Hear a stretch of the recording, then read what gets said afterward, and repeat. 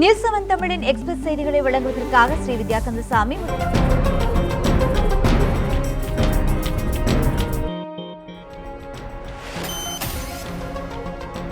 ராமேஸ்வரம் மீனவர்கள் மீது துப்பாக்கிச்சூடு நடத்திய இலங்கை கடற்படையை கண்டித்து தங்கச்சிமடத்தில் மீனவர்கள் தொடர்ந்து 6வது நாளாக போராட்டத்தில் ஈடுபட்டு வருகின்றனர்.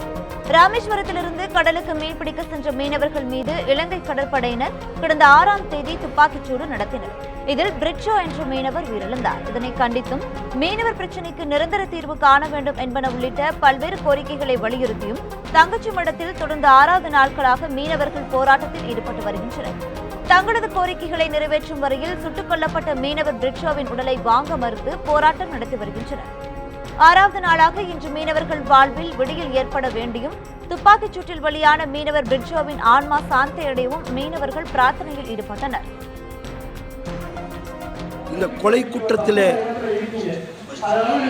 ஈடுபட்ட இந்த இலங்கை கடற்படையை வன்மையாக இந்த இந்திய அரசு கண்டிக்க வேண்டும். கண்டிப்பதோடு மட்டுமல்ல, ஒரு உரிய நடவடிக்கை எடுத்து இப்படிப்பட்ட கொலை தாண்டவம் இனி நடக்கக்கூடாத நிலையை உருவாக்க வேண்டும். இந்த அடிப்படையில் தான் இங்கு ஒரு மாபெரும் கண்டன போராட்டம் நடந்து கொண்டிருக்கிறது. கச்சத்தீவு புனித அந்தோனியர் ஆலய திருவிழாவை இந்திய மீனவர்கள் புறக்கணித்த நிலையில் அங்கு சிறப்பு திருப்பலி நடைபெற்றது. கச்சத்தீவு அந்தோனியர் ஆலய திருவிழா நேற்று கொடியேற்றத்துடன் தொடங்கியது. இதைத் தொடர்ந்து பழைய மற்றும் புதிய கோவில்களில் சிறப்பு பிரார்த்தனை நடைபெற்றது. இதையடுத்து நடந்த தேர்பவனியில் ஏராளமானோர் கலந்து கொண்டனர். அதனைத் தொடர்ந்து இன்று காலை யாழ்ப்பாணம் மறை மாவட்ட ஆயர் ஜஸ்டின் பெர்னாண்டோ ஞானப்பிரகாசம் தலைமையில் சிறப்பு திருப்பலி நடந்தது. ஆண்டுதோறும் இவ்விழாவில் பங்கேற்கும் இந்திய மீனவர்கள் இந்த ஆண்டு விழாவில் பங்கேற்கவில்லை. ராமேஸ்வரம் மீனவர் பிரிட்ஜோ இலங்கை கடற்படையினரால் சுட்டுக் கொல்லப்பட்டதால் இந்த ஆண்டு திருவிழாவை தமிழக மீனவர்கள் புறக்கணித்தது குறிப்பிடத்தக்கது.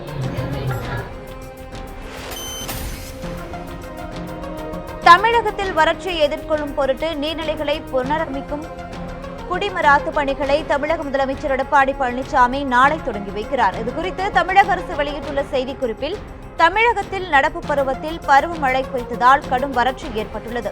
எனவே விவசாயம் மற்றும் குடிநீர் தட்டுப்பாட்டை போக்க தமிழகத்தில் உள்ள நீர்நிலைகளில் புனரமைக்கும் பணிகளை தமிழக அரசு தொடங்கியுள்ளதாக தெரிவிக்கப்பட்டுள்ளது. இதற்காக 30 மாவட்டங்களில் 100 கோடி ரூபாய் மதிப்பில் பண்டைய குடிமராத்து பணிகளை மேற்கொள்ள முதலமைச்சர் உத்தரவிட்டுள்ளதாக அந்த அறிக்கையில் தெரிவிக்கப்பட்டுள்ளது. காஞ்சிபுரம் மாவட்டம் மணிமங்கலம் ஏரியில் குடிமராத்து பணிகளை முதலமைச்சர் எடப்பாடி பழனிசாமி நாளை தொடங்கி வைக்க இருப்பதாகவும் தெரிவிக்கப்பட்டுள்ளது. மாணவர்களின் உயர்கல்விக்கு முக்கியத்துவம் அளிக்கும் வகையில் சென்னை, மதுரை அண்ணா பல்கலைக்கழகங்களின் துணைவேந்தர்களை உடனே நியமிக்க தமிழக அரசு நடவடிக்கை எடுக்க வேண்டும் என தமாக தலைவர் ஜி.கே. வாசன் வலியுறுத்தியுள்ளார். இதுகுறித்து அவர் வெளியிட்டுள்ள அறிக்கையில், சென்னை, மதுரை அண்ணா பல்கலைக்கழகங்களின் துணைவேந்தர்கள் ஓய்வு பெற்று ஓராண்டாகியும் இதுவரை நியமிக்கவில்லை என குறிப்பிட்டுள்ளார். இதனால் கடந்த ஆண்டு பட்டமளிப்பு விழாக்கள் நடைபெறாததுடன் மாணவர்களின் உயர்கல்வி ஆய்வுகள், வேலைவாய்ப்பு போன்றவை பாதிக்கப்பட்டுள்ளதாகவும் ஜி.கே. வாசன் குற்றம் சாட்டியுள்ளார். மாணவர்களின் உயர்கல்வி பாதிக்காத வகையில் இப்பல்கலைக்கழகங்களில் உள்ள துணைவேந்தர் பதவி உட்பட அனைத்து காலி பணியிடங்களையும் நிரப்ப தமிழக அரசு நடவடிக்கை எடுக்க வேண்டும் என ஜி.கே. வாசன் கேட்டுக் கொண்டுள்ளார்.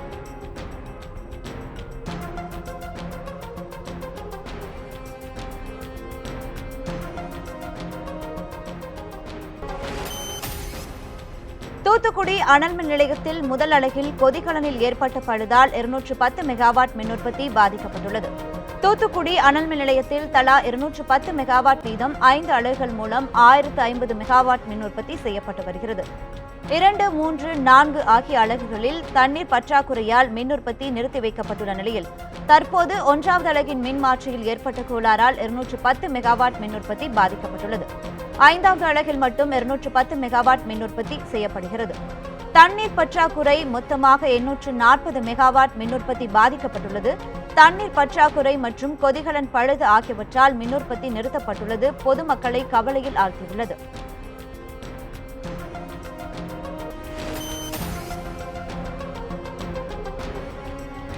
திருவள்ளூர் அருகே ஆந்திராவிலிருந்து வெட்டி லாரியில் கடத்தி வந்த 1 கோடி ரூபாய் மதிப்பிலான 10 டன் செம்மரக்கட்டைகளை காவல்துறையினர் பறிமுதல் செய்துள்ளனர்.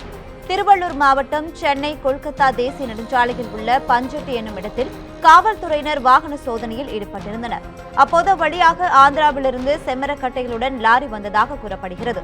காவல்துறையினர் வாகன சோதனையில் ஈடுபட்டிருப்பதை கண்டதும் லாரி ஓட்டுநர் தப்பி ஓடியதால் பரபரப்பு ஏற்பட்டது.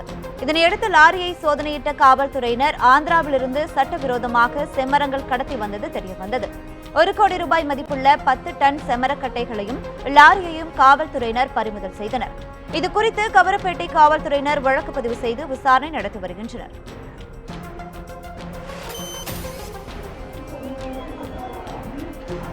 கிருஷ்ணகிரி அருகே நடந்த எருது விடும் விழாவில் ஏராளமான காளைகள் பங்கேற்றன. சூளகிரி அருகே உள்ள சின்னபெண்டப்பள்ளரி பகுதியில் எருது விடும் விழா நடைபெற்றது.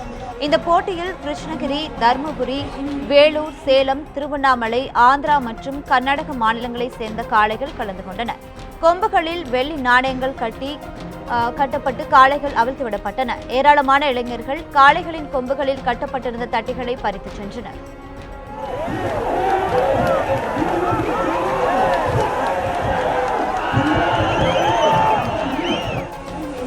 இவ்விழாவை காண்பதற்காக சின்னபெண்டப்பள்ளியில் ஏராளமானோர் குவிந்தனர். தமிழகம் முழுவதும் எவ்வித அறிவிப்பும் இன்றி உயர்த்தப்பட்டுள்ள பேருந்து கட்டண உயர்வை ரத்து செய்ய வேண்டும் என பாமக இளைஞரணி தலைவர் அன்புமணி ராமதாஸ் வலியுறுத்தியுள்ளார்.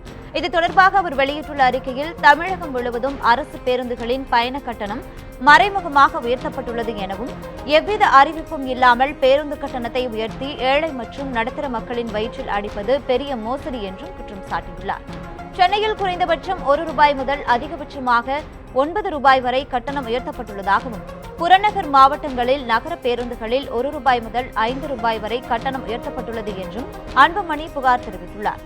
இன்னும் 1 வாரத்திற்குள் கட்டண உயர்வை தமிழக அரசு திரும்பப் பெற வேண்டும் என வலியுறுத்தியுள்ள அன்புமணி, இல்லையெனில் பாமக சார்பில் போராட்டம் நடத்தப்படும் எனவும் கூறியுள்ளார்.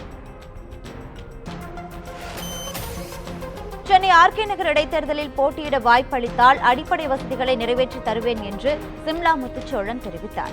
ஆர்கே நகர் தொகுதி சட்டமன்ற உறுப்பினராக இருந்த முன்னாள் முதல்வர் ஜெயலலிதா மரணம் அடைந்ததால் அந்த தொகுதிக்கு ஏப்ரல் 12ஆம் தேதி இடைத்தேர்தல் நடத்தப்பட உள்ளது.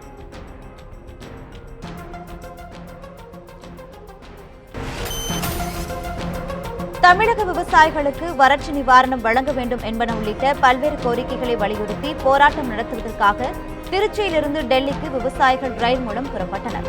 தமிழக விவசாயிகளுக்கு மத்திய அரசு வறட்சி நிவாரணம் வழங்க வேண்டும், விவசாயிகளின் அனைத்து விவசாய கடன்களையும் தள்ளுபடி செய்ய வேண்டும், காவிரி மேலாண்மை வாரியம் அமைக்க வேண்டும் என்பது உள்ளிட்ட கோரிக்கைகளை வலியுறுத்தி டெல்லியில் தமிழக விவசாயிகள் 100 நாள் உண்ணாவிரத போராட்டம் நடத்தியுள்ளனர். இதற்காக தேசிய தென்னிந்திய நதிகள் இணைப்பு விவசாயிகள் சங்கத்தின் மாநில தலைவர் ஐயாக்கண்ணு தலைமையில் விவசாயிகள் திருச்சியிலிருந்து டெல்லிக்கு ரயில் மூலம் புறப்பட்டுச் சென்றனர்.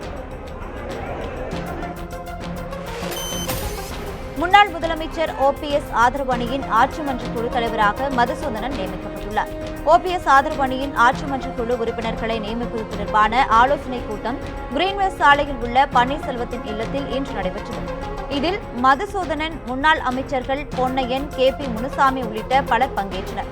ஆலோசனைக் கூட்டத்திற்கு பிறகு மதுசூதனன் முன்னாள் அமைச்சர் KP முனுசாமி மற்றும் செய்தியாளர்களை சந்தித்தனர். அப்போது ஆட்சி மன்ற குழுவின் தலைவராக மதுசூதனும், உறுப்பினர்களாக O பன்னீர்செல்வம், C பொன்னையன், செம்மலை உள்ளிட்ட 14 பேர் கொண்ட பட்டியலை அறிவித்தனர். அவைத் தலைவர் மதுசூதனன் ஆட்சி மன்ற குழு தலைவர். குழு உறுப்பினர்களாக கழக பொருளாளரும் முன்னாள் முதல்வருமான அருமை அண்ணன் OPS அவர்கள், அனைத்து இந்திய அண்ணா திராவிட முன்னேற்ற கழக முன்னாள் அமைச்சரும் எனது பாசத்திற்குரிய அண்ணனுமான C பொன்னையன் அவர்கள்,